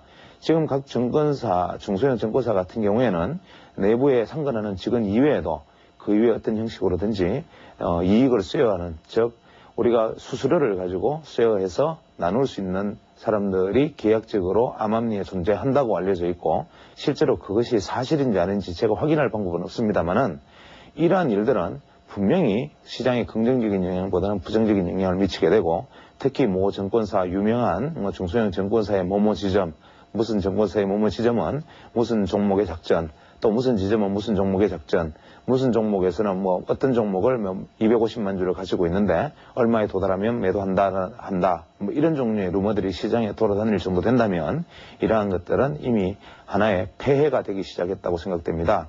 또 다분히 위탁 수수료가 계속 내려간다고 해서 그것이 투자자들에게 무조건 좋은 일인가라는 측면에서도 한번 생각해 볼 만한 필요가 있고, 이러한 어떤 난립 현상을 규제함으로 해서, 혹은 투자를 상담할 때 어떤 윤리성이 결여된 부분으로 일어나는 부분들, 이러한 문제들을 생각할 때 중소형 증권사의 대대적인 통폐합이 필요하지 않나라는 생각입니다. 두 번째로는 우리가 수급의 문제인데, 수급의 문제는 제가 기회에 있을 때마다 끊임없이 얘기하고 있지만, 수급은 반드시 최소 진입은 퇴출을 넘지 않는 범위 안에서 진입이 이루어져야 한다는 것은 아마 확실할 것입니다. 세상에 어떤 정시대책도 이것만큼 확실한 대책은 없을 것 같습니다. 좀 더 적극적으로 얘기한다면 퇴출 대비 50% 수준에서 진입을 허용한다든지, 혹은 퇴출 대비 30% 선에서 진입을 허용한다든지 하는 방식으로라도 수급을 어떤 식으로든지 억제를 해서 퇴출이 되는 만큼 진입이 될 수 있는 이러한 방법으로라도 지금 수급이 조절이 되어야 하고, 그래서 시장이 1999년 말 이후로 계속적인 하락을 했던 원인이 98년 말 중반의 상승 이후에 엄청난 물량의 유상증자가 시장에 물량이 쏟아지면서 그 매물이 소화되는데 거의 2년의 세월이 걸렸다는 것을 한번 생각해 본다면, 코스닥 시장이 그 이후에 엄청난 어떤 유상증자라든지 그 외에 전환사채, 신주인수권부사채, 이러한 물량들이 안고 있는 회복단의 어떤 파괴력을 생각한다면, 현재 시점에서 더 이상 거기에 덧붙여서 만약에 신규 등록이 일어난다면 이제 우리 시장이 감당하지 못하는 수준까지 가지 않나라는 생각입니다. 세 번째로, 대주주가 잦은 변경이 일어날 때 일정 부분에 있어서 삼진아웃 제도를 둔다든지, 대주주가 만약에 어떤 회사에 3회 이상 바뀌면, 혹은 1년에 2번 이상 바뀌면 이 대주주의 자금관계라든지 대주주가 이 회사를 인수하게 된 어떤 동기라든지 그 이외에는, 혹은 그러한 것들이 법적으로 다소 문제가 된다면 대주주가 바뀐 이후에 회사의 경영 형태는 아주 직접적인 감시, 돋보기를 들여대서 직접적인 감시를 하고, 그러한 것들 역시 또 현행법에 문제가 된다면 대주주가 바뀐 종목에 대해서는 정권위원회에서 강력한 정권감시 업무, 예를 들어서 매매 내역을 철저하게 감시하고 그 부분이 어떤 매집이나 어떤 장난이나 작전의 대상이 되지 않았는지 하는 것을 대주주가 바뀐 후 최소 2, 3년간 지속적으로 빨간 딱지를 붙여서 원인 기업으로 추적 조사를 한다면, 만약에 현행법상 계좌 추적이라는 것은 불가능하겠지만 대주주가 이상한 이유로 바뀌고 끊임없이 주인이 바뀌고 회사의 정관이 변경되고 사업 목적이 자꾸 변경되는 회사들의 자금의 주식의 어떤 이동, 혹은 주주 분포의 이동, 이러한 것들을 끊임없이 감시함으로써 현재 작전을 현저하게 줄일 수 있지 않나 싶습니다. 네 번째로는 공정한 어떤 민간 모니터를 위촉해서 정책 당국에서 한번 운용해 보는 것이 어떨까라는 생각입니다. 보통 작전 세력을 발본색원해야 된다라는 주장이 있을 때마다 이러한 부분들에 대한 어떤 대응은 항상 작전이 일어나고 이미 한탕을 하고 수많은 피해자들이 피해를 입고 난 이후에 그로부터도 한참이 지나서 관계기관에서 그것을 인지하고 그것을 처벌을 하는 흉내를 내는 것, 이것이 우리 시장의 관행입니다. 그것은 물론 정권위원회에서나 그 외 정부 당국에서도 사실은 모든 주식시장의 어떤 흐름을 다 감시하고 들여다본다면 그것만 담당하는 공무원이 엄청나게 존재를 해야 될 것이기 때문에 현실적으로 불가능한 일인 것은 분명합니다. 따라서 시장을 항상 들여다보고 있는, 시장에 대해서 잘 알고 있는 민간 모니터 요원들을 위촉해서 만약에 어떤 자문기구를 둔다면 이러한 자문기구들은 시장에서 일어나는 어떤 비정상적 행동을 사실은 거래량의 움직임만 봐도, 회전율만 봐도, 주가의 움직임만 봐도 이미 이것이 별로 좋지 않은 흐름이다. 소위 손을 탔다. 작전의 대상이 되었다. 이러한 것들, 심지어는 거래원이나 어떤 매매 호가의 어떤 체결 강도만 봐도 알 수 있는 그런 분들이 많습니다. 그래서 이런 분들을 민간 모니터 요원으로 위촉해서 시장의 어떤 작전이 성립될 수 있는 여지를 아예 초기에 바로 봉쇄하는, 그래서 민간 모니터 요원들이 제보를 하거나 민간 모니터 요원들이 주 단위 월 단위로 모니터링하는 결과를 관계 당국에 일단 제공하고 관계 당국에서는 철저한 조사를 하는 이러한 형태로 진행이 된다면 더 이상 소위 작전이라는 이름의 불건전한 세력들이 발을 붙일 공간은 현저히 줄어들지 않을까라는 생각을 합니다. 다음으로는 현재 주식시장의 위탁 수수료를 오히려 대폭 인상해야 된다라는 생각입니다. 지금 위탁 수수료를 인상하자 그러면 정시에 엄청난 악재가 될 것이라고 생각을 할 것이고, 실제로 지금 저 사람이 무슨 망발을 하고 있나라고 말씀하실 분도 많겠지만, 위탁 수수료를 인상하고 일정 부분에 있어서 세금을 인하하는 방식을 한번 생각해 볼 수 있지 않나 싶습니다. 즉, 주식시장에 있어서 당연하게 매매에 대해서 매매 이익이나 혹은 매매에 대해서 수수료를 부과하는 것은 상거래 원칙상 당연하고, 또 그 부분에 있어서 세금이 부과되는 것도 당연한 일입니다. 그러나 세금을 부과하는 방식을 예를 들어서 3일 이내 거래에는 몇 프로, 6개월 이상에서는 몇 프로, 만약에 1년 이상의 거래에서는 오히려 세금을 비과세로 한다든지 이러한 식의 세율을 탄력적으로 조정을 하면서 아울러서 주식의 어떤 위탁거래 수수료도 이러한 방식의 요율을 조정을 해서 자전 매매의 경우에는 오히려 조금 위탁 수수료를 만약 올린다면 시장이 어떤 지나친 어떤 단기적인 어떤 흐름이라든지 시장의 어떤 감정적 흐름에 휩쓸리는 일은 방지할 수 있지 않을까라는 생각입니다.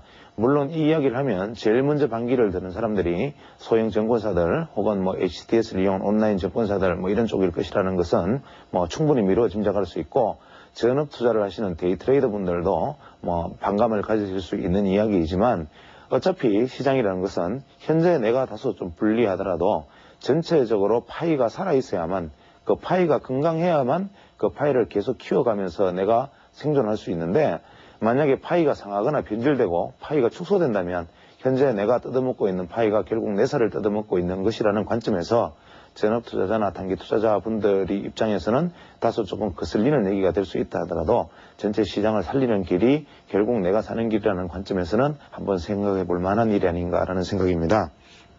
그 다음에 외국인들이 이제 우리나라에 직접적인 투자를 많이 하고 있지만 실제 우리 시장들은 항상 초조하게 외국인들의 매매 내역만 들여다보고 있습니다. 외국인이 순매수를 해서 시장을 끌어올리면 시장이 상승을 하고, 외국인들의 순매도로 돌았으면 또 금세 조정을 받고, 이러한 모습을 두고 만약에 현재의 어떤 종합주가 지수를 한 개의 종목이라고 본다면 외국인이라는 한 주체가 거의 노골적으로 한국 시장을 매집하고 있지 않는가라는 얘기를 합니다. 실제로 종목별 사례로 보면 지난번에 특정 종목을 거론해서는 좀 뭐한 느낌은 있지만 태평양이라든지 건강고려라든지 우량주라는 이름 혹은 실적이라는 이름으로 외국인들이 매수를 해 들어갔던 종목들은 외국인들의 공개적인 작전이라고 해도 과언이 아니죠. 물론 이러한 작전들은 노출된 작전이기 때문에 그것을 부정적인 의미에서 작전이라고 볼 수는 없고, 그저 외국인 투자자들이 수급상 이러한 충분한 논리를 내세워서 매수를 해서 얼마든지 주가를 끌어올릴 수 있는 종목의 힘이 있는 것을 보여줬습니다. 따라서 외국인 투자자들이 현재 증시의 한 축을 바치고 있는 상황에서 외국인 투자자들이 지속적으로 유입될 수 있는 방법은 외국인 투자자들에게 어떠한 새로운 혜택을 주는 것보다는 오히려 외국인들이 계좌에서 주식을 팔고 매도하고 남은 자금들을 본국에 송환하지 않고 그것을 충분히 운용할 수 있는 법적 공간을 허용해 주는 것이라고 생각합니다. 예를 들어서 주식을 매도하고 남은 매도 자금을 국내에서 콜금리 이상의 어떤 이윤으로 보통 어떤 금융기관에서 한 번씩 일단 운용을 해주고 있는 것으로 알고 있습니다. 이러한 어떤 운용에 대해서 좀 더 약간 자율성을 부여한다면 외국인 자금들이 안정적으로 유출입이 되지 않고 안정적으로 좀 고여있지 않을까라는 생각을 하게 됩니다. 마지막으로 우리가 보통 주식 투자에 있어서 가장 중요한 부분들, 우리가 가치 주식 투자에 있어서 가장 간과하기 쉬웠던 부분들에 대해서 한번 생각해 보아야 하지 않을까 싶습니다. 보통 무출펀드라든지 각종 연기금이라든지 이러한 어떤 이름으로 우리가 투자되어지는 부분, 특히 지금 장기 정권저축이라는 이름으로 투자되어지는 부분들, 이러한 부분들이 과거에 우리가 80년도 중반에 무출펀드가 처음에 우리나라에 등장하면서 그것이 대세 상승의 시발점이 되었다는 측면에서 이러한 어떤 장기저축이라든지 각종 대책을 내놓을 때는 이것이 좀 더 현실적인 방법으로 나아가야 되지 않을까라는 생각입니다. 예를 들어서 장기 정권저축이 1년에 두세 번밖에 매매를 할 수 없다. 이러는 것보다는 차라리 세를 환급하는 세금을 어떤 면탈하는 퍼센트를 달리 해서라도 1년에 20배 이상, 1년에 10배 이하, 1년에 5% 이하 이렇게 나누어가지고 세율을 달리 해준다면 충분히 그쪽에 유입될 수 있는 자금도 좀 더 유도할 수 있고 무철펀드 같은 경우에도 저는 개방형으로 체제를 전환하고 무철펀드의 수익률을 아주 투명하게 오픈시킴으로 해서 투자자들이 안심하고 간접 투자 자금에 자금을 유입시킬 수 있는 어떤 그런 대책들이 마련되었으면 하는 바람입니다. 감사합니다.